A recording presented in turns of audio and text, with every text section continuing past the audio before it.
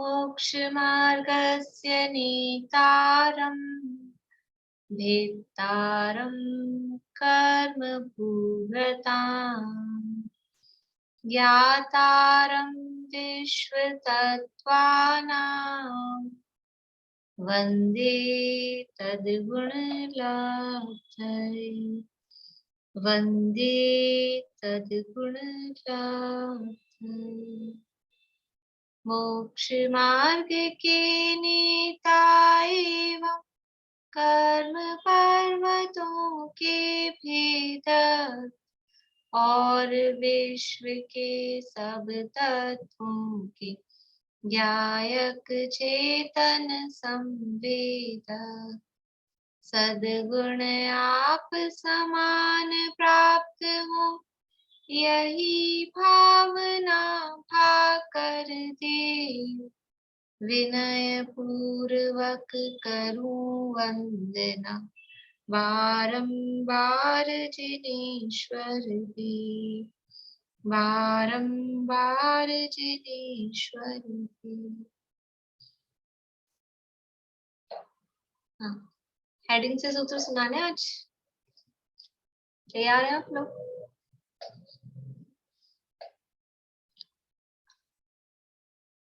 ढीलापन दिख रहा है मुझे, उत्साह नहीं दिख रहा। देख के तो बोल सकते हैं, सूत्र तो पहचान में आएगा ना। हेडिंग बोलूंगी तो कौन सा सूत्र है इतना तो पहचान में आएगा। 10 धर्म, 10 धर्म बताने वाला सूत्र। अनित्य अशरण संसार। नहीं नहीं नहीं नहीं 10 धर्म। 10 उत्तम, क्षमा, मार्दव, आर्जव, शौच, सत्य, संयम, त्याग, तपस, आकिंचन्य, ब्रह्मचर्याणि धर्मः। हाँ, थोड़ा और आगे पीछे हो गया। सत्य, संयम, पहले तप, तप त्याग। आपके त्याग पहले तब बाद में बोला। फिर से बोलिए एक बार सूत्र। उत्तम, क्षमा, मार्दव, आर्जव, शौच, सत्य, संयम, तपस, त्याग, आकिंचन्य, ब्रह्मचर्याणि धर्मः। बढ़िया। संवर किसे कहते हैं?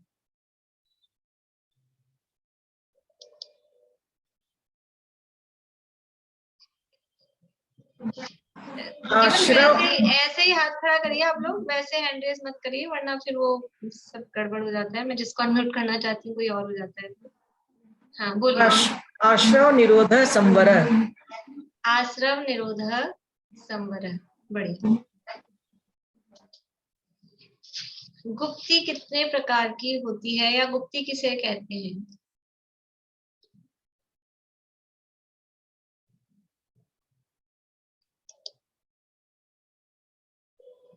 सम्यक योग निग्रहो गुप्ती। सम्यक योग निग्रहो गुप्ती। परिचय किसे कहते हैं?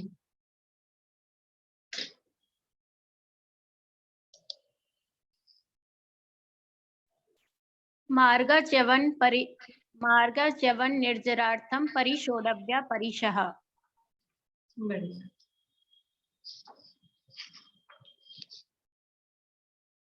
केवली भगवान के कितनी परिचय होती है?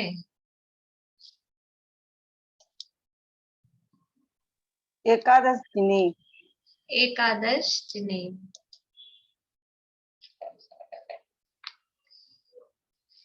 सभी परिचय कहाँ तक होती हैं?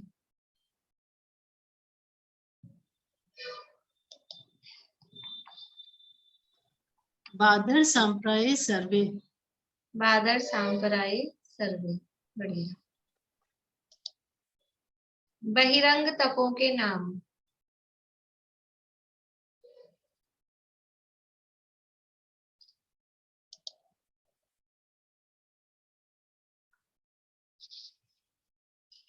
अनम्यूट करिए रश्मि जी।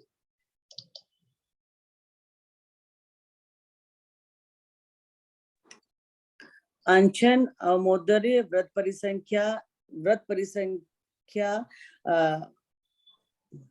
अंचन अमोदर्य वृत्ति परिसंख्यान रस परित्याग विविक शय्यासन काय क्लेश भार्य तप है।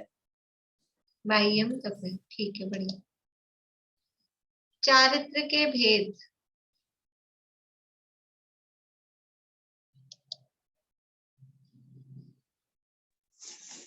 सामायिक छेदोपस्थापना, परिहार विशुद्धि, सूक्ष्म संपराय, यथाख्यात चारित्रम। यथाख्यातमिति चारित्रम। यथाख्यातमिति चारित्रम। चारित्र मोह के उदय से होने वाली परिचय है।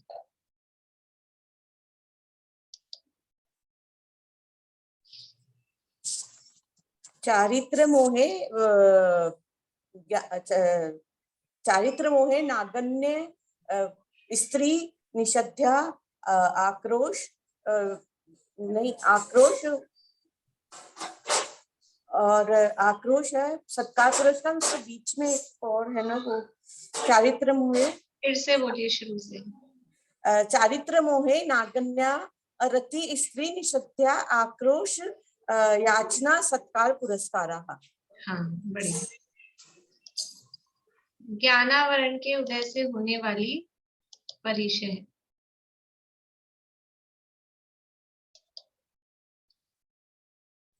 ज्ञानावर्णे प्रज्ञा प्रज्ञाने। ज्ञानावर्णे प्रज्ञा ज्ञाने, बढ़िया।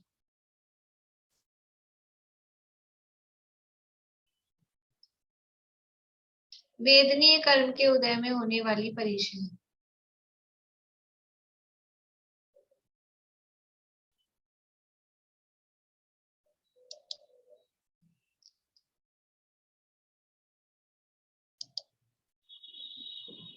यदि सूत्र बताएं तो वेदनीय शेषा बनेगा। हाँ, वेदनीय शेषा, सूत्र भी पूछ रही हूँ। वेदनीय शेषा।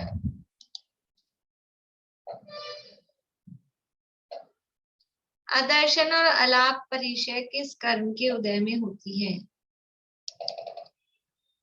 आदर्शन और अलाप परिचय। सुनीता आंटी।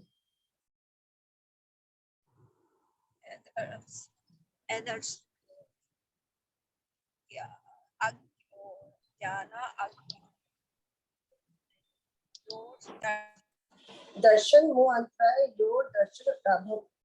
दर्शन मोहांतरा योर अदर्शना लाभ। ठीक।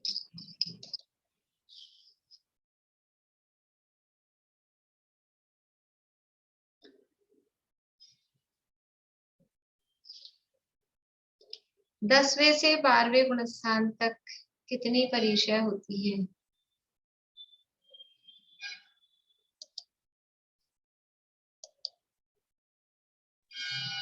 सूक्ष्म सांप्राय छद्मस्त वीत्रायो चतुर्दश।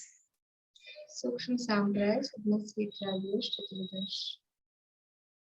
परिचय कितनी होती है? परिचयों के नाम।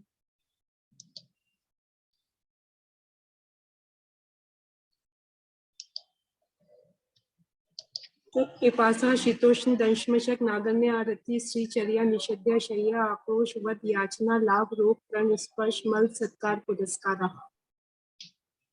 क्या रह गया? आगे रह गया प्रज्ञा ज्ञान आदर्शनानि रह गया। 12 है अनुप्रेक्षा।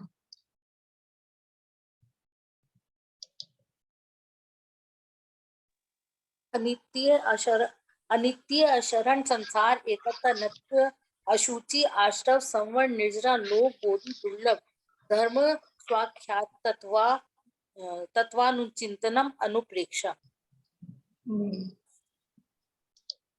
समितियां कितनी होती हैं?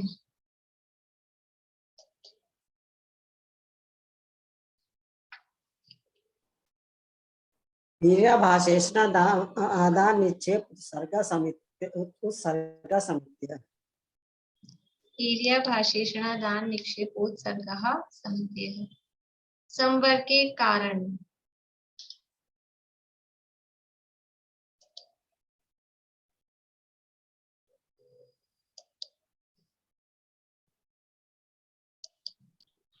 सगुप्ती समिति धर्मानुप्रेक्षा परिचय चारित्रम परिचय चारित्रयी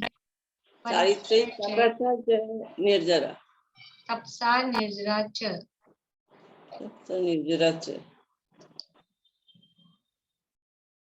निर्जरा का कारण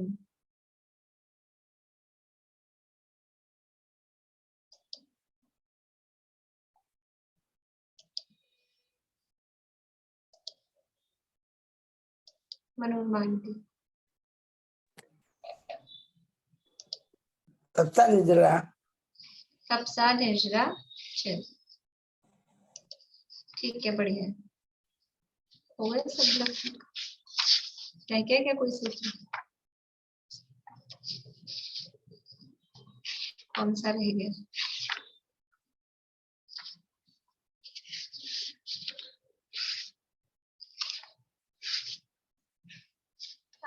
अंतरंग तप एक साथ कितने परिचय? ये रहेगा, एक साथ कितने परिचय? बोले जमीन। एकदेव भाज्य युपदे कस्मिन्ने कौन विंशते। बढ़िया, ठीक है ना। ऐसा मतलब अपने को भी ऐसा हो सकता है, हमने सूत्र याद किए हैं तो कभी कोई प्रश्न आए अपने सामने तो हम सूत्रों में उसका जवाब दें। आचार्य की भाषा में सूत्र याद आ जाए, सूत्र अपन ने याद किए तुरंत उससे नाम याद आ जाते हैं।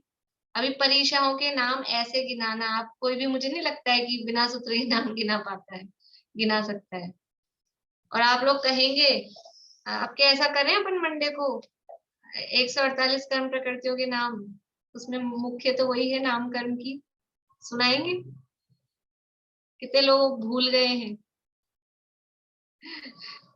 अभी आज तो थर्सडे हुआ है ना, फ्राइडे सैटरडे संडे 3 दिन है, 3 दिन में तो रिवीजन हो सकता है। मंडे को सुनूंगी मैं 148 प्रकृतियों के नाम। आप लोग सूत्र से सुनाए, बिना सूत्र के सुनाए, जैसे भी सुनाए, मुख्य उसमें नाम कर्म की है। अभी नहीं सुनूंगी, सबके साथ में ही सुनेंगे जब मंडे को, ठीक है ना। और मुझे याद दिलाने की जिम्मेदारी रेणु जी की है, गायब मत हो जाना आप खुद ही, ठीक है ना। चलिए, अपनी चर्चा चल रही थी यहाँ पर, बहिरंग तपों का स्वरूप चल रहा था। सूत्र अपना 19वां है, सूत्र का पाठ कर लेते हैं एक बार।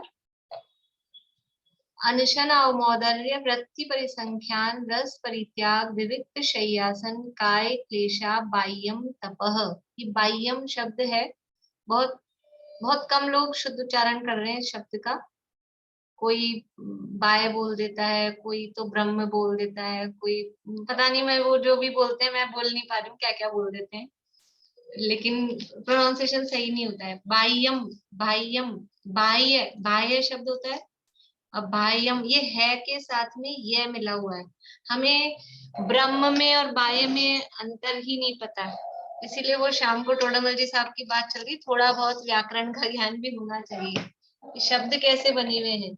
ये शब्द है बाह्य, है और ये है शब्द बाह्य, ठीक है ना। तो ये इसमें, ये जो यहाँ लिखते हैं ना, ये है में ये मिला हुआ है तो है इसमें आधा, अपने को है दिखता है, ये नहीं दिखता है, लेकिन इसमें एक्चुअल में क्या है, चलिए यही लिख देती हूँ। है तो है इसमें आधा, ये है में ऐसे ये बना हुआ है, बाह्य, ये बना है यहाँ पे, ठीक है ना। और एक होता है ब्रह्म, ये है में मैं मिला हुआ है, ये मैं, ब्रह्म वो होता है ब्रह्म। है आधा है सब जगह, मैं पूरा है, लेकिन वो मैं अपने को दिखता नहीं है यहाँ, तो ये ब्रह्म नहीं है, ये बाह्य है, ये होता है ब्रह्म, ठीक है। तो उच्चारण शुद्ध करें, ब्रह्म नहीं है, बाह्य है, बाह्यम, और फिर उसमें अंक की मात्रा है तो बाह्यम।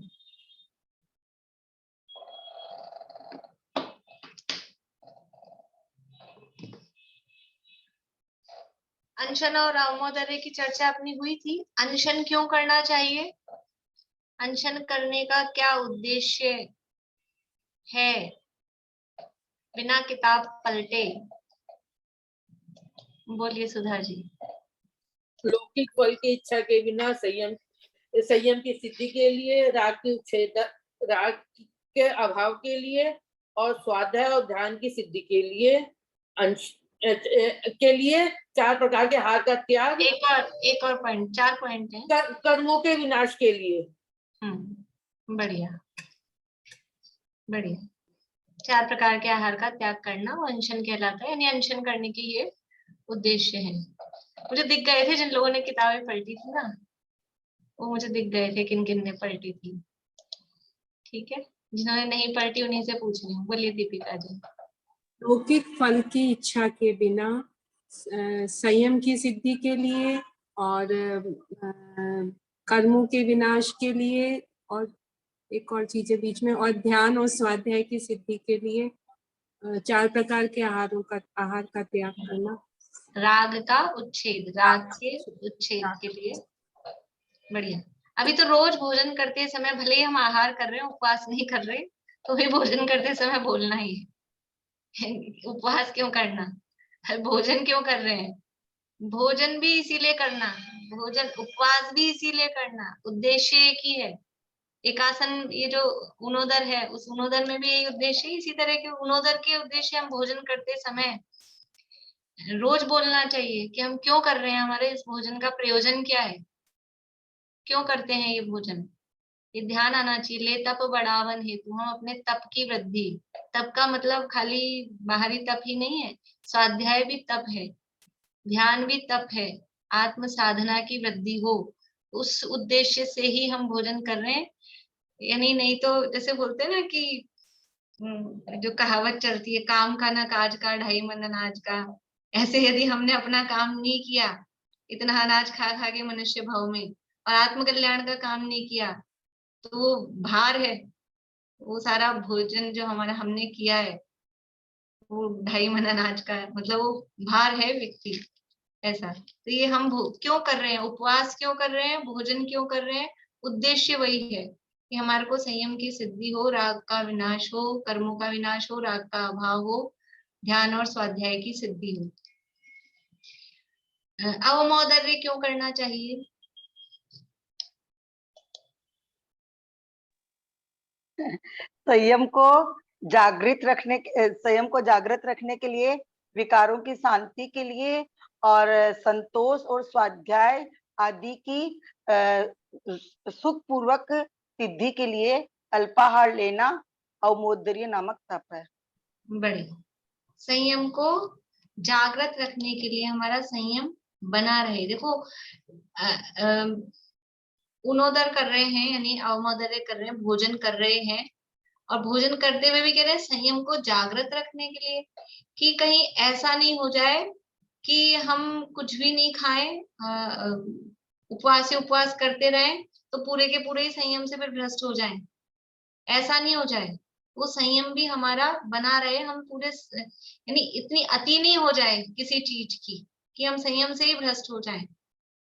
कभी ऐसा होता है ना, बहुत ज्यादा कुछ लोग बाहरी क्रियाकांड में इतने कट्टर हो जाएं कि अपने शारीरिक स्थिति नहीं है, मतलब शरीर इतना नहीं चल रहा है, भाव भी उतने नहीं है, हमारे परिणाम भी वैसे नहीं है, पर बहुत खींचतान के कोई काम किया और फिर बाद में ऐसी स्थिति हो गई कि अब अस्पताल में बैठे हैं, और फिर इतना, मतलब अस्पताल में गए बाद क्या है, वो कौन सा संयम वहां चलेगा?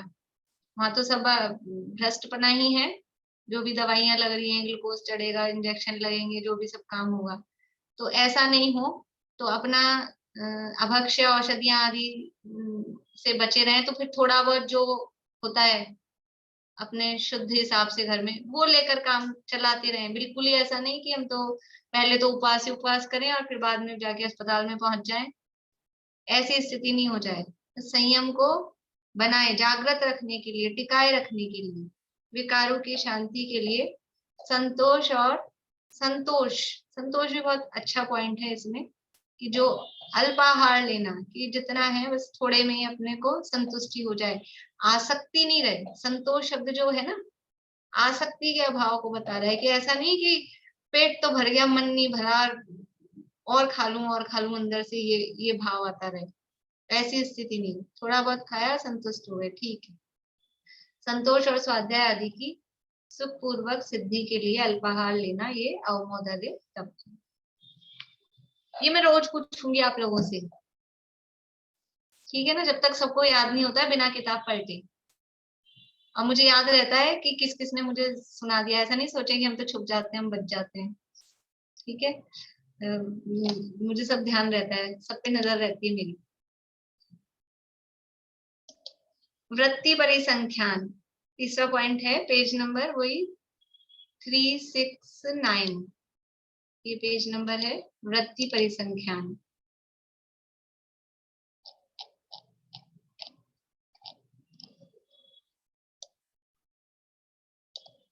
वृत्ति का मतलब होता है अपने मन की वृत्ति, अपने मन को, मन की वृत्ति को या वृत्ति कहा। और उसका परिसंख्यान मतलब उसको कंट्रोल में करना, अपने मन को कंट्रोल में करना। कैसे किया जाएगा उसका तरीका बता रहे हैं कि जब मुनिराज आहार के लिए निकलते हैं तो अनेक प्रकार के नियम लेकर निकलते हैं कि मुझे इस प्रकार आहार प्राप्त होगा तब ही लूंगा, अन्यथा नहीं। इस प्रवृत्ति को वृत्ति परिसंख्यान तप कहते हैं। यानी सीधी सरल भाषा में कि भोजन को जाते समय, नीचे दिया है, भोजन को जाते समय अनेक प्रकार की अटपटी प्रतिज्ञाएं ले लेना, उसकी पूर्ति होने पर ही भोजन करना, अन्यथा उपवास करना, ये वृत्ति परिसंख्यान है। देखिए ये जो तप है, ये जितने भी अनशन, अवमोदर्य, वृत्ति परिसंख्यान, रस परित्याग, ये जो चारों तप हैं, ये मुनिराजों की मुख्यता से बात चल रही है। पूरा जो अध्याय है वही मुनिराजों की मुख्यता से है, संवर निर्जरा का प्रकरण।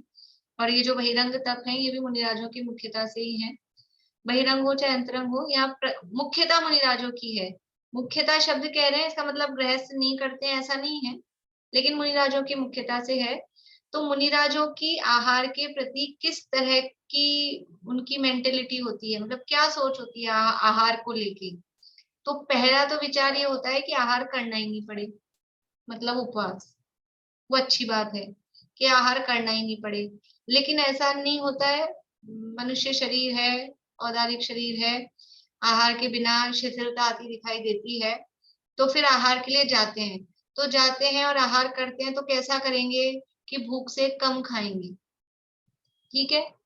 और दूसरी बात कि आहार के लिए जा रहे हैं तो वो शरीर और वो जो मुनिराज हैं वो दोनों को दो देखते हैं, शरीर अलग है और मैं अलग हूँ आत्मा, ऐसा भेद विज्ञान उनको हुआ है। भावलिंगी संत होते हैं तो वो शरीर को अपने से भिन्न देखते हैं। पर ये जो आहार के लिए जाना पड़ रहा है, ये किसके लिए जाना है? आहार, ये जो बाहरी आहार हो रहा है रोटी दाल चावल आदि का, वो आहार किसका है? वो तो शरीर के लिए है, आत्मा का आहार तो है नहीं, वो आत्मा तो रोटी दाल चावल खाता नहीं है। तो ये शरीर में जो क्षुधा की पीड़ा उत्पन्न होती है, शरीर में वो जो समझ लो वेदनी असाता वेदनी की वजह से जो भूख की फीलिंग आई, तो वो शरीर को पहले तो समझाते, मतलब ये कहने की भाषा है, शरीर को समझाते हैं, मतलब पहले तो ऐसा विचार करते हैं कि जाना ही नहीं पड़े, लेकिन नहीं, वो वेदना समझ लो विकल्प तीव्रता से आता है कि नहीं भोजन करना चाहिए। तो भी जैसे ऐसा नहीं करते अपन, बच्चे कुछ कहें कि हमको ये दिलाओ ये दिलाओ, तो पहले तो अपन पूरा उसको कोशिश करते हैं समझाने की कि वो कोई खिलौना या कोई भी चीज लेने की जिद कर रहा है, और या तो समझ लो उसके लिए अच्छा नहीं है या बहुत महंगा है, तो पहले तो अपन बहुत उसको टालते हैं कि नहीं नहीं दिलाएंगे, अभी नहीं दिलाएंगे, मना करते हैं। लेकिन वो नहीं मानता है, उसको तो वही चाहिए। तो फिर अपन क्या करते हैं, अपन दुनिया भर की शर्तें लगाते हैं, कंडीशंस रखते हैं। ठीक है देखो ये चाहिए ना, तो तू फिर ये काम कर, तेरे पढ़ाई में इतने नंबर आने चाहिए, तेरे ये हो जाना चाहिए, तेरा वो हो जाना चाहिए, तभी तेरे को ये गेम मिलेगा, ये टॉय तभी मिलेगा।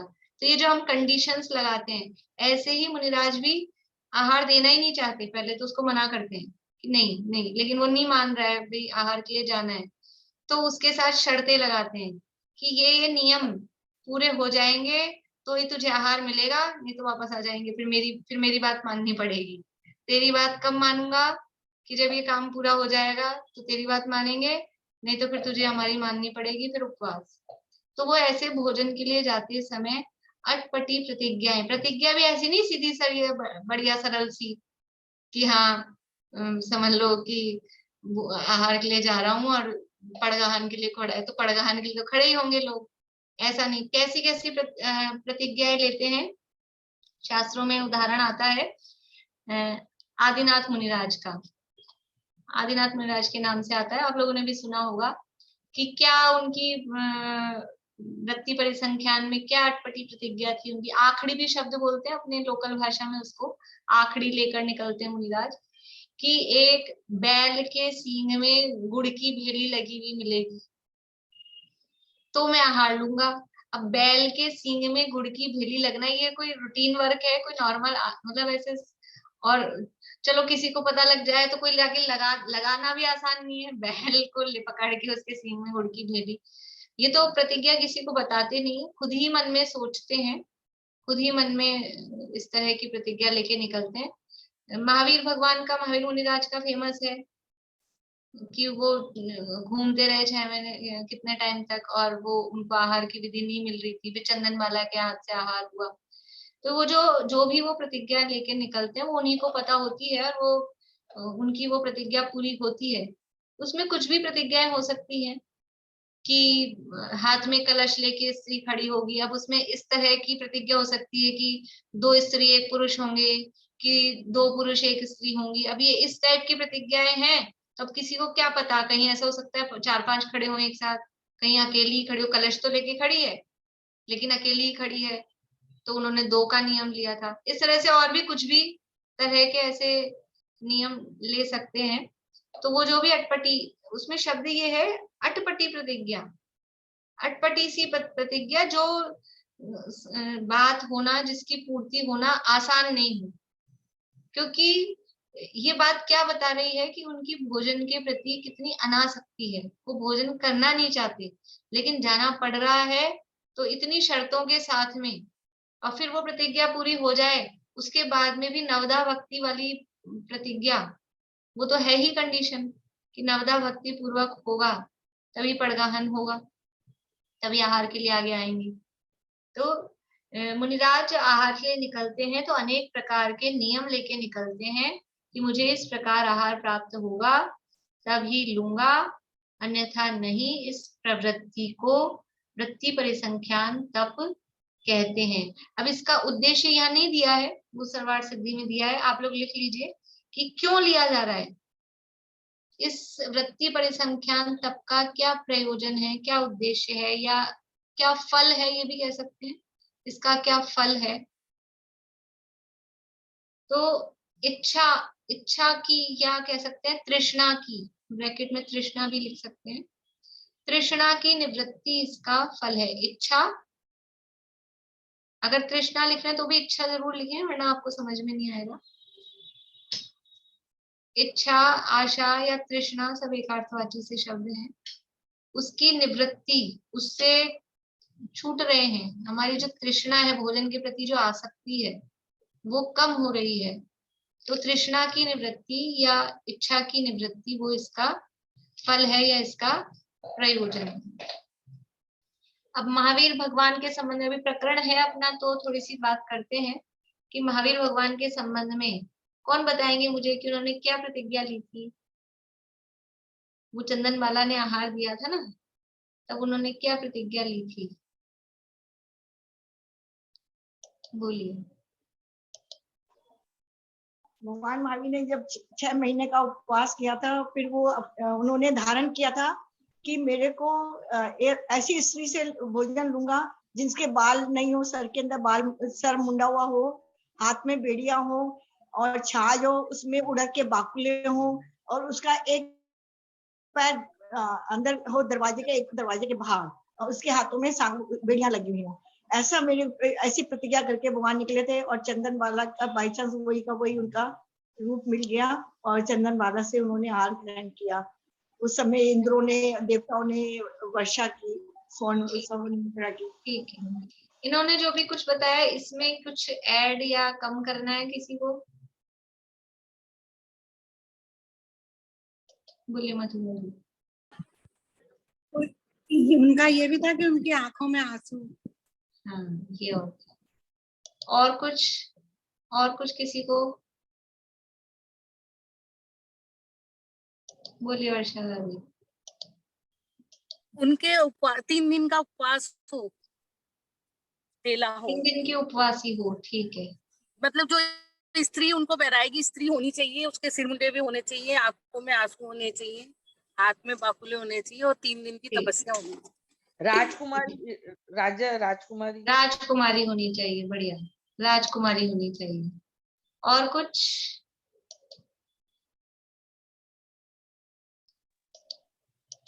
नहीं, वो भी बता देते आंख में आंसू। ठीक, जिनका होता जरा वो हैंड रेज कर लें फिर। हाँ अनिका जी, आपको कुछ और बताना है? सर पे बाल नहीं होने चाहिए थे, गंजा से। हाँ वो हो गई। देखिए ये जो भी कंडीशंस बताई गई हैं, अब ये तो महावीर भगवान ही जानते हैं उन्होंने क्या प्रतिज्ञा ली थी। देखिए तो अंदर वास्तव में उन्होंने क्या प्रतिज्ञा ली थी, कौन जानता है? महावीर भगवान खुद जानते हैं या अनंत केवली भगवान जो भी सर्वज्ञ भगवान है वो जानते हैं कि उन्होंने क्या प्रतिज्ञा ली थी। हम तो थोड़ा विचार ये कर रहे हैं कि अगर हम ये जितनी भी हमने कंडीशंस दी हैं, तो ये कंडीशंस क्या उचित हैं किसी मुनिराज के लिए, किन्हीं मुनिराज के आहार करने के लिए। देखो वो राजकुमारी हो, उसका सिर मुंडा हुआ हो, इसमें कोई बात नहीं है। उड़द के दाने हो और 3 दिन की उपवासी हो भी ठीक है, बात कोई बात नहीं। लेकिन जो सबसे इम्पोर्टेंट बात है कि इस तरह की, मतलब हमने भी बचपन से सुनी है कि वो आए उधर से निकले और वो सारी तो कंडीशन मिली, लेकिन वो वापस लौट गए। वो चंदनबाला खड़ी दिखी लेकिन वो उन्होंने उनकी पूरी नहीं हुई थी विधि, वो वापस लौट गए। तो जब वो वापस लौटने लगे तो चंदनबाला की आंखों में आंसू आ गए। अब जैसे उसकी आंखों में आंसू आए तो वो 3 राउंड लगाते हैं, तो वो दोबारा आए तो वो उसके आंखों में आंसू आ गए और उनकी विधि मिल गई पूरी और उन्होंने आहार ले लिया। लेकिन इस बात, मतलब हम विचार करें कि आंखों में आंसू आना ये मुनिराज के आहार की विधि है कि उनके लिए अंतराय है। मुनिराज 46 दोष और 32 अंतराय टाल कर आहार लेते हैं, और जो अंतराय हैं 32 अंतराय, उनमें एक अंतराय ये है, आप लोग जो लोग आहार देते हैं उन लोगों को मालूम होगा बच्चे के रोने होने की आवाज नहीं आ जाए, कौवे की आवाज नहीं आ जाए, बर्तनों की गिरने बढ़ने की आवाज नहीं आ जाए। तो आंख में आंसू अगर किसी के आ रहे हैं तो वो अंतराय हो जाएगा, वो आहार करते हुए छोड़ के चले जाएंगे। और यहाँ हम ये कंडीशन बता रहे हैं कि आंख में आंसू आ जाए तो उनकी विधि मिल गई। ऐसा नियम वो किसी जीव को दुखी, तीर्थंकर होने वाले हैं। तीर्थंकर का मतलब है सभी जीव सुखी हों, ऐसी अंदर से तीव्र भावना उनके है। और किसी को रोता हुआ और देखें और फिर वो आहार लें, ये तो सामान्य आदमी भी भोजन छोड़ देता है। ज्यादा रोने पीटने का काम हो रहा हो ना कहीं, तो भोजन नहीं किया जाता, आहार छोड़ देते हैं, भोजन छोड़ देते हैं। और वो मुनिराज, तीर्थंकर मुनिराज, इसलिए ये जो चलती है ना ये बातें चलती है, किसी ने लिख दी तो चली जाती हैं, लेकिन थोड़ा सा अपने को विचार करना चाहिए। वास्तव में जो भी प्रतिज्ञा उन्होंने ली होगी वो तो पहले ही मैंने कह दिया, तो वही जानते हैं कि जो भी प्रतिज्ञा होगी। पर ये बात निश्चित है कि चंदनबाला के हाथ से उनका आहार हुआ, तो वो कंडीशन, वो कुछ स्थितियां उसकी ऐसी थी। लेकिन आंसू वाली बात वो कतई उचित नहीं प्रतीत होती है। हाथ में बेड़ी हो तो हाथ में बेड़ी वाला व्यक्ति भी दुखी दिख रहा है, बेड़ी वाले व्यक्ति से कैसे, वो तो बेड़ियां अपने आप खुल गई, वो पड़गाहन के लिए गई, जैसे ही उसको पता लगा कि मुनिराज आ रहे हैं उसकी बेड़ियां अपने आप खुल गई। और उसने, वरना वो पड़गाहन नवदा भक्ति करेगी कैसे, बेड़ियां बंधी हुई हैं, बिना नवदा भक्ति बिना पड़गाहन के आ जाएंगे वो बेड़ियां तो तभी खुल गई, समझ लो अतिशय से। तीर्थंकर जो मुनिराज होते हैं वो भी सारी रिद्धिधारी होते हैं, सारे अतिशय उनके वहां होते हैं तीर्थंकर मुनिराजों के। इसलिए ये जो 1-2 बातें हैं वो चलती हैं, लेकिन थोड़ा हमको विचार करना चाहिए। और अगर अपने बच्चों को सिखा रहे हैं, आगे हम बढ़ा रहे हैं, तो कम से कम ये बात बतानी चाहिए ताकि आगे ये गलत चीज, गलत परंपरा फॉरवर्ड नहीं हो। ये तो मुनिराज के लिए अंतराय होता है। ऐसा मैंने पढ़ा उसमें कि पुराण में कि वो जब आई तो आंखों में आंसू थे, तो दुख के थे। वो जाने लगे, जब वो महाराज आए, मुनि महाराज आए, तो उनकी आंखों में जब उन्होंने खुशी के आंसू देखे तो पड़ गए। कुछ ऐसा पढ़ा मैंने। अब वो आंसू मुनिराज को क्या पता, मतलब मुनिराज ऐसा को मुझे नहीं कहना चाहिए, वो तो मन पर ज्ञानधारी होते हैं, लेकिन अभी खुशी के और दुख के वो नहीं, आंसू आना वो अंतराय का कारण होता है।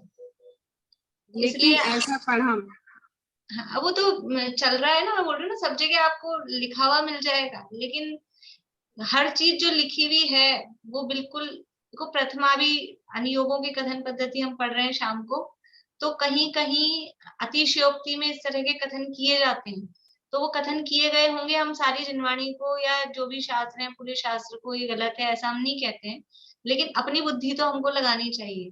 तो हम ये सोचे कि आंसू ला ला के हम पड़गाहन करें और आंसू आना अच्छी बात है, वो उचित नहीं है। जो आंसू है, हमें फिर ये भी ज्ञान होना चाहिए कि दोष कौन से हैं, अंतराय कौन से हैं, ये सब अंतराय के अंतर्गत आता है। इसलिए यदि वो कहा भी लिखा भी गया है, तो उस कहानी को, उस बात को हमको उतना अधिक प्रचारित नहीं करना चाहिए, क्योंकि वो वास्तव में दोष के अंतर्गत है। ठीक है, तो ये तो विषय सरल है, वृत्ति परिसंख्यान सबको पता भी है कि जो मुनिराज निकलते हैं आखिरी लेके निकलते हैं, और वो आखिरी पूरी होने पर ही ये मतलब ये भी तप का टाइप हो ना, ये इसमें इच्छा का निरोध और अधिक है। उपवास में तो पहले से धारणा कर ली थी कि हम भोजन नहीं करेंगे, फिर उनोदन में भी ठीक है, लेकिन अब ये भोजन के लिए गए हैं, निकले हैं, लेकिन फिर भी इतने लोग पड़गाहन के लिए खड़े हैं, फिर भी हमारा नियम पूरा नहीं हो रहा है, तो वापस आ गए फिर से, तो इसमें इच्छा का निरोध और अधिक है। तो ये अवमोदर्य से भी श्रेष्ठ, उससे भी उत्कृष्ट तप ये वृत्ति परिसंख्यान होता है। इसके बाद में है रस परित्याग। रस परित्याग यानी रस छोड़कर भोजन करना, रसों का त्याग करना। देखिए ये क्यों करना है, उसके यहाँ कारण बता रहे हैं।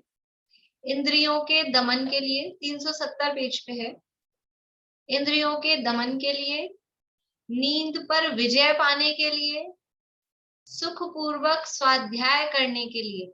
आपको याद करने में एक चीज तो कॉमन है, एक पॉइंट तो सब में लगा देना है आंख बंद करके, स्वाध्याय की सिद्धि, सुखपूर्वक स्वाध्याय करना, ये तो सब में उद्देश्य है ही हर तप का। इंद्रियों के दमन के लिए, नींद पर विजय पाने के लिए और सुखपूर्वक स्वाध्याय करने के लिए घी, दूध, दही, तेल, नमक और मीठा, इनमें से कोई एक या एकाधिक रस का त्याग कर देना रस परित्याग है। रस परित्याग का मतलब रस का त्याग, तो कौन से रस का त्याग, आमरस का कि मौसमी के रस का कि अनार के रस का, कौन नींबू के रस का, कि वो रसों की बात नहीं है, फलों के रस की। यहाँ 6 प्रकार के रस इस चरणानुयोग के अंतर्गत बताए गए हैं। ये अपने पूजा में आता है ना, षट रस मिश्रित भोजन से प्रभु भूख न मेरी शांत हुई। षट रस, 6 प्रकार के रस। देखो एक तो जो पुद्गल में रसगुण है,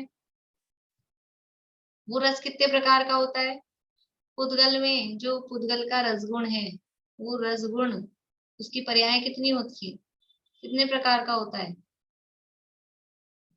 प्रेमलता जी?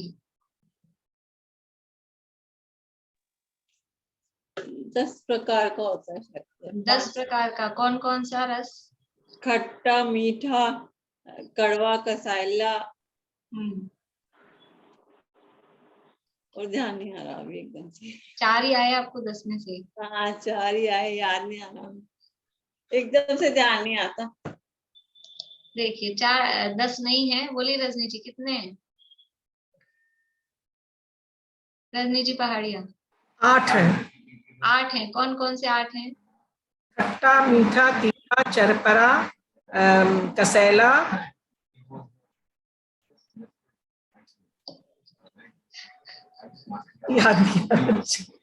याद कैसे आएंगे जब वो है ही नहीं 10 और 8? जितने आपको आ रहे हैं उतने ही हैं। मधु भाभी?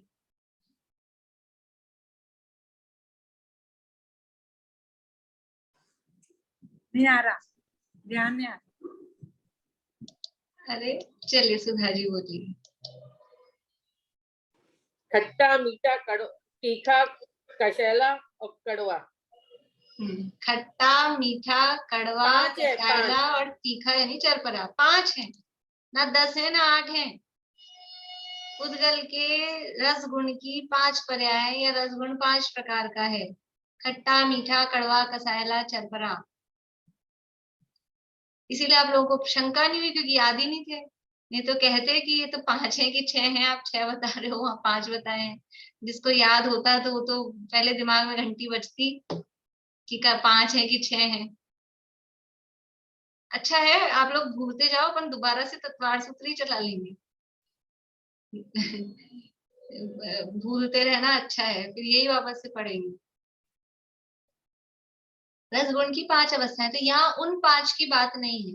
खट्टा मीठा कड़वा कसायला चरपरा की जो बात है उसकी बात यहाँ पर नहीं है। यहाँ ये चरणान योग के संबंध में, त्याग के संबंध में 6 प्रकार के रस भोजन में कहे जाते हैं। इसमें हरा जो सब्जी होता है वो एक रस नहीं गिनाएगा? वो यद्यपि हम 7 दिन में वो पर हरी वनस्पति में रस के अंतर्गत नहीं लिया है। वो जब हम त्याग करते हैं तब वो हरी का भी त्याग करते हैं, वो अलग है। यहाँ 6 ही रस लिए हैं। तो 6 रस में कौन कौन से रस लिए हैं कि घी, दूध, दही, तेल, नमक और मीठा, इनको रसों के अंतर्गत लिया। यानी इससे भोजन स्वादिष्ट होता है, कुछ भोजन में स्वाद आता है, रसीला होता है। इसलिए घी, दूध, दही, तेल, नमक और मीठा भी लिखा हुआ है यहाँ पर। ये 6 रस। तो इन 6 रसों में से अपने क्या है, हफ्ते के दिन होते हैं, एक वीक में 7 दिन है। तो अभी जो लोग करते हैं इस तरह से, तो एक एक दिन में एक एक रस को सेट कर दिया। ऐसा कोई लेकिन नियम नहीं है, लेकिन फिर भी सुविधा के लिए अब रोज रोज सोचें आज क्या छोड़े आज क्या छोड़े, विकल्प चलता रहता है। तो एक इस तरह से समझ लीजिए शावकाचार ग्रंथों में विद्वानों के द्वारा ही एक एक दिन के हिसाब से एक एक रस का त्याग वो सेट कर दिया। कैसे किया है? रविवार को नमक का त्याग, सोमवार को हरी वनस्पति यद्यपि 6 में नहीं है लेकिन वो दिन 7 थे ना, इसलिए वो एक और ऐड किया उसमें, हरी वनस्पति का त्याग। मंगलवार को मीठे का त्याग, बुधवार को घी का त्याग। धीरे बोलूं, लिख रहे हैं आप लोग? रविवार को नमक का, सोमवार को हरी वनस्पति का, मंगलवार को मीठे का, बुधवार को घी का,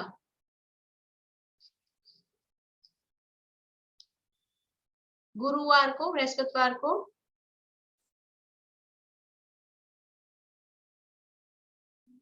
दूध का,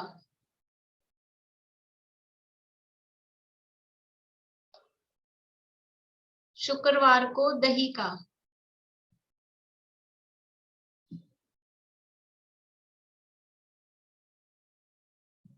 और शनिवार को तेल का। इस तरह से वो समझ लो एक सेट किया हुआ है। लेकिन ये कोई नियम हम अपनी इच्छा से, हमको जिस दिन जिसका त्याग करना हो हम बदल सकते हैं। मतलब ऐसा ये नहीं है कि हम इस दिन ये वाला नहीं करके दूसरा करेंगे तो कोई अपन पाप कर देंगे कि अपराध हो जाएगा, ऐसा कुछ भी नहीं है। ये केवल सुविधा के लिए। जैसे समझ लीजिए कि ऐसा होता है ना, स्कूल की टीचर्स होती हैं, स्कूल में जॉब करती है मान लो। अब रोज रोज कई स्कूल में तो टीचर्स की भी यूनिफॉर्म होती है पर ज्यादातर स्कूल में नहीं होती। तो रोज रोज अब कौन सी साड़ी पहन के जाएं, तो वो टीचर्स मिलके, मतलब हमारे स्कूल में ऐसे कर रखा था टीचर्स ने, उन्होंने 7 दिन के कलर सेट कर रखे थे कि सोमवार को इस कलर की पहननी है, मंगलवार को इस कलर की। तो फिर ज्यादा दिमाग नहीं लगाना पड़े कि भी आज ये वाला डे है तो ये कलर की पहन के आ जाएंगे, वरना रोज अलमारी में छांटते रहो कौन सी साड़ी पहननी है कौन सी साड़ी पहननी है। तो ऐसे ही ये रसों में एक वार के हिसाब से ये किया है। तो मुनिराज हैं वो इन 6 रसों में से किसी दिन एक रस का, किसी दिन एक साथ 2 रस का, 3 रस का, ऐसे भी वो त्याग वो भी अपने मन में ही नियम लेते हैं। तो एक रस का या एकाधिक रस का त्याग कर देना, वो रस परित्याग। अभी रस त्याग करने से क्या होता है कि देखो भोजन में आप देखेंगे जो ये रस में जो भी चीजें दी है, नमक, मीठा, घी, तेल, दूध, दही, इन्हीं से तो स्वाद आता है। बहुत कुछ लोग करते होंगे, कोई लोग करते हैं रस त्याग करके, अभी जैसे भादवा चल रहा है भोजन करते हैं, कुछ लोग करते हैं, हाथ खड़ा कर रहे हैं। तो अभी मान लीजिए कि बुधवार है, बुधवार के दिन घी नहीं खाना है, पर ऐसा नहीं करते हूँ कि बुधवार के दिन घी नहीं खाना है तो कढ़ाई में तेल चढ़ाया और पूड़ी बनाई तेल में और पूरे पकौड़े बनाए, फिर तो कोई रस परित्याग ही नहीं हुआ, फिर तो आपने और रस लिया, ऐसा नहीं। लेकिन उस दिन वास्तव में लूकी रोटी, बिना घी की रोटी और बिना घी की दाल वो खाएं हम, फिर हम देखें कि वो कैसी लगती है। तो भोजन तो करते हैं, पेट भरना है तो, लेकिन वो ऐसा स्वाद, वो आसक्ति नहीं रहती है। भोजन तो करा जाएगा क्योंकि अब एक आसन करना है, एक बार खाना है या 2 ही बार खाना है, बार बार में कुछ खाना नहीं है, तो पेट तो भरना ही है, भूख तो लगती है, तो पेट तो भरा जाएगा। लेकिन जो आसक्ति होती है ना, अभी उसी में वो घी लगा डला हो तो वो बढ़िया लगता है, स्वादिष्ट लगता है। तो भोजन ये इसका उद्देश्य क्या है, इंद्रियों का दमन, कि हमारी मतलब इंद्रियों में मतलब ये जो रसना इंद्रिय है विशेष रूप से भाती नहीं है बिना घी की। मतलब अगर हम घी की रोटी खाते हैं रोज, आप खा के देखो, मतलब केवल दाल, सब्जी में तो चलो तेल की बना लेंगे, दाल खाओ बिना घी की, बिना छौंकन की, और बिना घी की रोटी, तो वो ऐसा बिल्कुल बेस्वाद लगती। बिना नमक का तो लगेगा ही भी बेस्वाद, वो तो मालूम ही है कि उसमें तो कैसा स्वाद आता है, वो तो बिना स्वाद का लगेगा।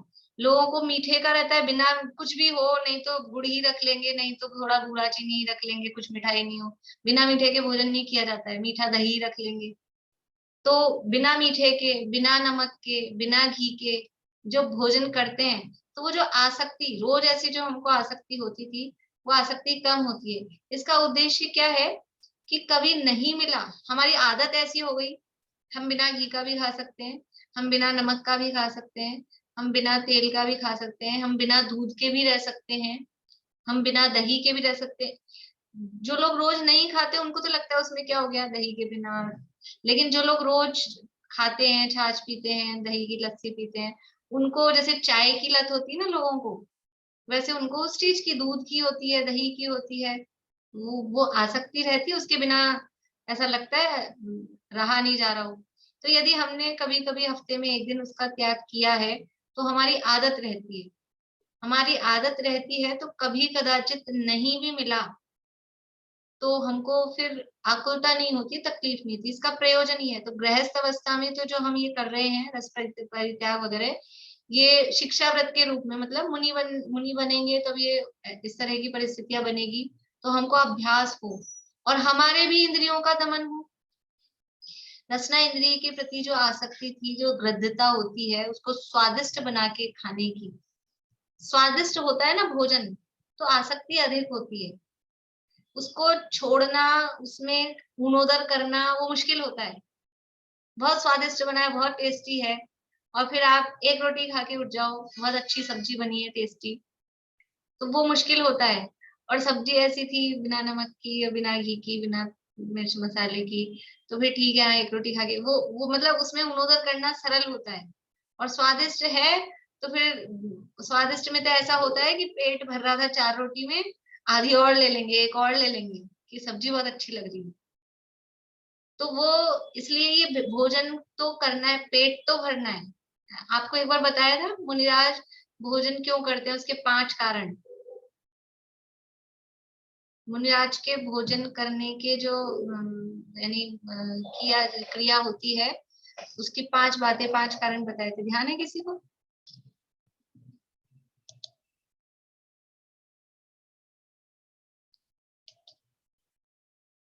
बोलिए दीदी। गोचरी, भ्रामरी, अक्षवृषण, गर्तपूरण और उद्राग्नि। उद्राग्नि प्रशमन, उद्राग्नि अक्षमृषण, मैं भय नहीं है, अक्षमृषण। मैं बोली मैं, मैं बोली। ठीक है, मुझे भय लगा, ठीक है, बढ़िया, बहुत अच्छा। ये मुनिराज भोजन करते हैं, वो क्यों करते हैं, उसमें एक पॉइंट है गर्त पूरण, खड्डा भरने के लिए। उदराग्नि प्रशमन, पेट में जो आग लगी है उसको बुझाने के लिए, यानी वो जीभ के स्वाद के लिए भोजन नहीं लेते हैं कि हमको चलो आज अच्छी चीज बनी है इसलिए, ऐसे तो भूख नहीं थी लेकिन आपने ये बनाया है तो खा लेते हैं। ऐसा जीभ के स्वाद के लिए भोजन नहीं करते हैं, वो केवल अपना पेट का खड्डा भरना है। पेट में ये शुद्धा वेदनी की आग लगी है, उदराग्नि, पेट में आग लगती है, चूहे कूद रहे हैं अपन बोलते हैं। तो वो जो पेट में भूख लगी है, अग्नि लगी है, उसको शांत करने के लिए ये उनके भोजन करने का उद्देश्य है। फिर है अक्षमृषण, मतलब अक्षमृषण मतलब ये मशीन में जिस तरह से तेल दिया जाता है, मशीन काम करती रहे, कोई भी जो भी मशीनें होती हैं तो उनमें तेल डाला जाता है जिससे वो बराबर चलती रहे। ये शरीर भी एक मशीन है, ये शरीर रूपी मशीन अच्छे से चलती रहे इसके लिए थोड़ा इसमें दे देना। तो उसको अच्छे से चलाने के लिए स्वादिष्ट नमक वाला कि मीठे वाला, अच्छा घी वाला, उसकी जरूरत नहीं है। बस वो कैसा भी हो, शुद्ध सात्विक अपना हो, तो उससे भोजन चले। हाँ, ल्यूब्रिकेशन उसको कह सकते हैं, अक्षमृषण को। ल्यूब्रिकेंट वगैरह ये जो अपन व्हीकल्स वगैरह में डालते हैं ऐसा।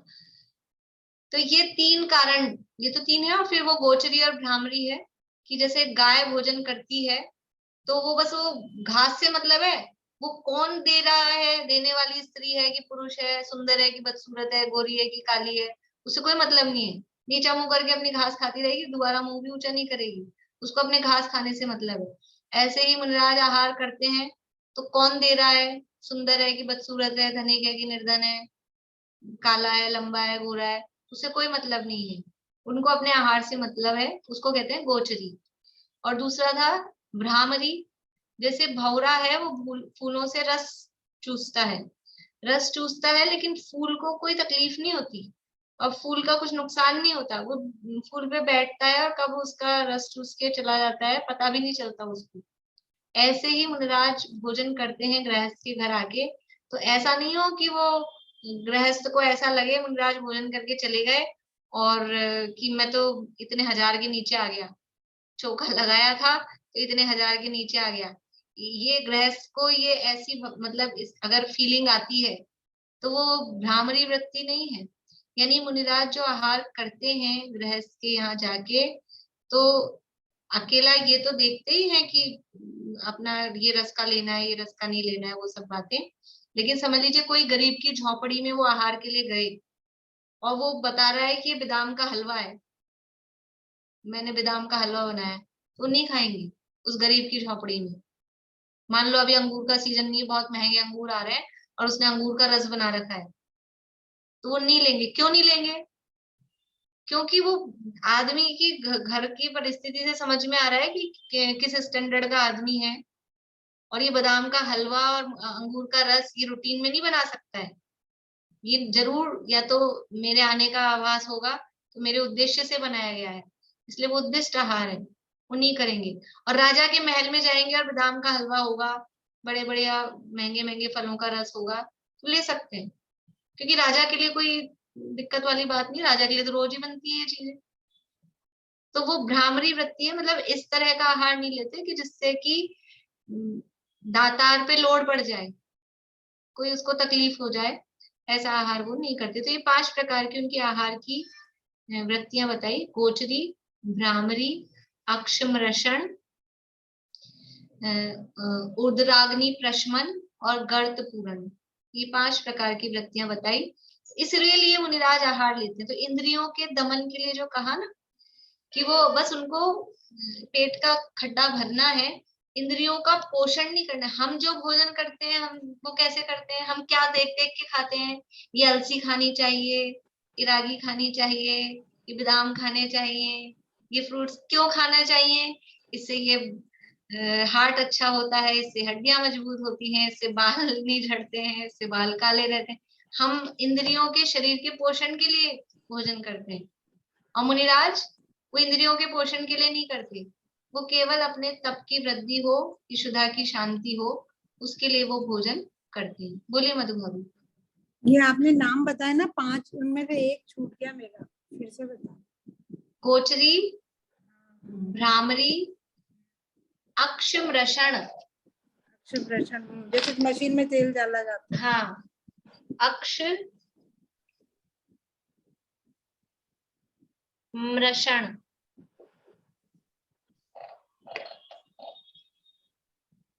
और एक वो उदराग्नि, उदराग्नि प्रशमन, उदराग्नि प्रशमन और गर्त पूरण। लिखे होंगे कहीं ना कहीं आप लोगों की कॉपी में, लिखवा चुकी हूँ पहले भी। एक तो आप लोग नियम ले लीजिए कि जब आप लोगों को छुट्टियां मिलती है 5 दिन की, तो कम से कम अपनी कॉपी को खोल के पढ़ा करेंगे। 10 मिनट में 2 4 10 5 पेज तो हो ही जाएंगे, तो कम से कम ध्यान तो आए कि हमने क्या क्या पढ़ रखा है। लिखते और हैं गड्ढा भरने का क्या बोलते हैं? गर्त पूरण, गर्त पूरण।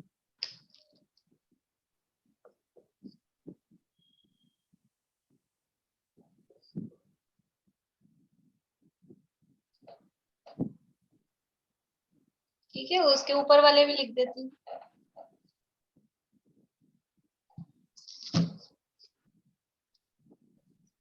गोचरी, भ्रामरी, ये है मुनिराज के आहार की वृत्ति 5 प्रकार की होती है। ये मुनिराज के आहार की वृत्ति 5 प्रकार की होती है। गोचरी, भ्रामरी, अक्षमृषण, उदराग्नि प्रशमन और गर्त पूरण।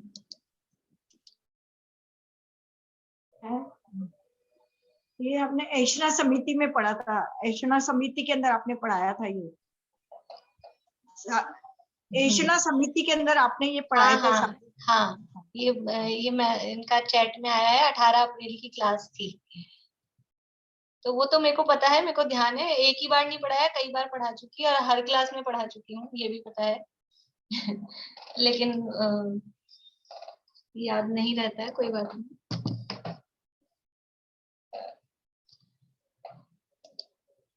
देखिए, तो ये रस परित्याग क्यों करना है, उसका पहला कारण है इंद्रियों का दमन। इंद्रियों का दमन, इंद्रियों का दमन किया जाता है। दमन किया जाता है मतलब वो उत्तेजित होती है, इंद्रियां हमें समझ लो उकसाती हैं। ये उनके विषयों के प्रति वो हमको उकसाती हैं, उनको विषयों को ग्रहण करने के लिए। तो इंद्रियों का दमन करना चाहिए। वो तो उकसाएंगी कि आप इस विषय को ग्रहण करो। हर इंद्रिय, स्पर्शन, रसना, घ्राण, चक्षु, कर्ण, हर इंद्रिय आपको कहेगी कि स्पर्शन में वो कहेगी कोमल, बैठने की जगह कोमल होनी चाहिए, और गर्मी है तो ठंडी चीज होनी चाहिए, सर्दी है तो गर्म चीज होनी चाहिए। ऐसा इंद्रियां, रसना इंद्रिय अपने अपने विषयों के लिए खट्टा मीठा, नमक वाला, अच्छा बढ़िया, ऐसा कहेगी। घ्राण इंद्रिय, चक्षु इंद्रिय, कर्ण इंद्रिय, वो तो उकसाएंगी। लेकिन जो इन इंद्रियों पर विजय प्राप्त करने का इच्छुक होता है, जो आत्मार्थी जीव है, आत्मा का कल्याण करने का इच्छुक है, वो इन इंद्रियों का दमन करता है। वो उकसाती है, वो उसके बातों में नहीं आता है, वो उसको चुप करता है, तुम चुप रहो, तुम्हारी बातों में नहीं आएंगे। ऐसे होता है ना कुछ लोग कान के कच्चे, भड़काने वाले तो बहुत है दुनिया में। ये इंद्रियां भड़काने वाली हैं, ये भड़कती हैं और भड़काती हैं। लेकिन जो समझदार लोग होते हैं वो किसी के बहकावे में, भड़काने में नहीं आती। तो जो ज्ञानी जीव होते हैं वो इन इंद्रियों के वश में नहीं होती। और अज्ञानी संसारी जीव सब इंद्रियों के वश में है, जैसे जैसे इंद्रियां नचाती हैं उनके विषयों के अधीन हो रहे हैं। तो ये इंद्रियों का दमन करने का उपाय क्या है, कैसे करें? ये रस परित्याग। रस परित्याग करके हम भोजन करेंगे तो उसके फायदा क्या होगा कि ठूस ठूस के नहीं खा पाएंगे, कि अच्छा ही नहीं लगेगा ज्यादा, तो बस ठीक है खा लिया थोड़ा बहुत। अब वो ठूस ठूस के नहीं खाए हैं और बहुत ज्यादा ये रस वाला नहीं लिया है, तो अपने आप ही इंद्रियां शिथिल होती हैं। अपने आप ही बहुत यानी गरिष्ठ भोजन करो, घी, दूध, दही, तेल, तो इंद्रियां पुष्ट होती हैं। वो जितनी पुष्ट होती हैं उतनी वो भड़काती हैं, वो भड़कती हैं और भड़काती हैं। अब वो हम रस त्याग करके भोजन करेंगे तो इंद्रियां शिथिल होती हैं, फिर ज्यादा कषाय भी नहीं होती है, मतलब विषयों में भी रुचि कम होती है, कषाय भी बाहर में तो समझ लो क्योंकि शक्ति नहीं रहती है उतनी, लेकिन अंदर से भी वास्तव में कम होनी चाहिए। ऐसा नहीं हो कि अंदर तो भड़क रही है, बाहर नहीं कर पा रहा हो, ऐसा नहीं। अंदर भी वो अगर स्वाध्याय आदि में उपयोग लगाते हैं तो कषाय कम होती है। इंद्रियों के दमन के लिए, नींद पर विजय पाने के लिए, नींद पर विजय कैसे होगी रस परित्याग करेंगे तो? कि वही बात है कि हम भोजन ऊनोदर ही हो पाएगा, उसमें ठूस ठूस के नहीं खा पाएंगे। तो नींद अधिक के अधिक घी का, दूध, दही, इस तरह का, तेल का, इस तरह का भोजन करते हैं तो नींद भी आती है। तो नींद पर भी उससे विजय प्राप्त होती है। और फिर जब ये दो काम हो जाएंगे, इंद्रियों का दमन और नींद पर विजय, तो फिर क्या होगा? सुख पूर्वक स्वाध्याय होगा। ये तो स्वाध्याय के बीच में ही पहुंच जाते हैं अपन, कहीं के कहीं नींद में। तो सुख पूर्वक स्वाध्याय करने के लिए घी, दूध, दही, तेल, नमक और मीठा, इनमें से कोई एक या एकाधिक रस का त्याग कर देना रस परित्याग तप है। अब इसमें और है बात कि इनमें ऐसा वैज्ञानिक क्रम है, और एक साथ छहों का त्याग करना कि जीवन भर के लिए कर देना, किसी एक रस का भी जीवन भर के लिए कर देना कि नहीं करना, वो सारी चर्चा और है। अभी समय हो गया है, कल करेंगे अपनी चर्चा। किसी को प्रश्न है अभी के संबंध में? चलिए जिनवाणी स्थिति करते हैं।